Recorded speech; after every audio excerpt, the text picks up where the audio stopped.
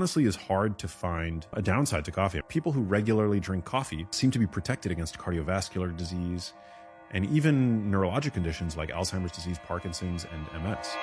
You're listening to Prime Definition. Prime Definition. Prime Definition. Prime Definition. Prime Definition. Prime Definition. Prime Definition. On On Foresight Foresight FM FM podcast. Nobody has been able to really articulate to me the cost. And all these things in life have a cost, right? We live in a society now where many people will have multiple cups of coffee before 12 o'clock, before midday.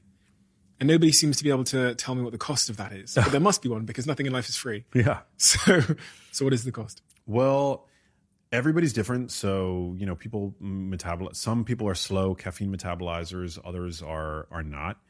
And so, you really have to determine for yourself whether or not coffee is something that works well for your body. It is a type of stress. I will say that. So for people who are chronically stressed, adding coffee to the mix is probably, just adding fuel to that fire. And it's not that I want you to get rid of the coffee. I'd rather see you get to the root cause of where that stress is coming from.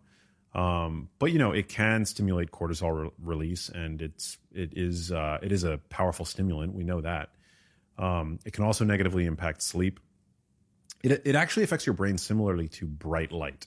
So that's why, for many reasons, you want to make sure that you are consuming it, far, far away from bedtime. But it honestly is hard to find a downside to coffee. I mean, there really is there is good research on it. Recently, it was discovered that the caffeine in coffee acts like a natural PCSK9 inhibitor. So I know that's like an unfamiliar, it's like a mouthful, but there's a new class of, I think, relatively, benign cholesterol-lowering drugs on the market called PCSK9 inhibitors.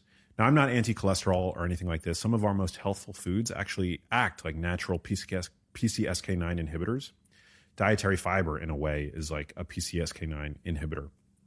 But they found that high-dose caffeine actually, at about a dose of about 400 milligrams, can actually act like this drug where it makes your liver more effective at recycling cholesterol-carrying lipoproteins like LDL. And so that kind of adds a mechanism to the observation that we've seen that people who regularly drink coffee seem to be protected against cardiovascular disease and even neurologic conditions like Alzheimer's disease, Parkinson's, and MS. So there seems to be this protective effect of coffee, but it's always important to caveat these findings with the fact that these are averages. So on average, coffee seems protective, but certainly within those cohorts that are being studied, some people are doing really poorly with coffee as well. So you just, it's something that you really have to regularly take inventory and ask yourself, is this working, for me?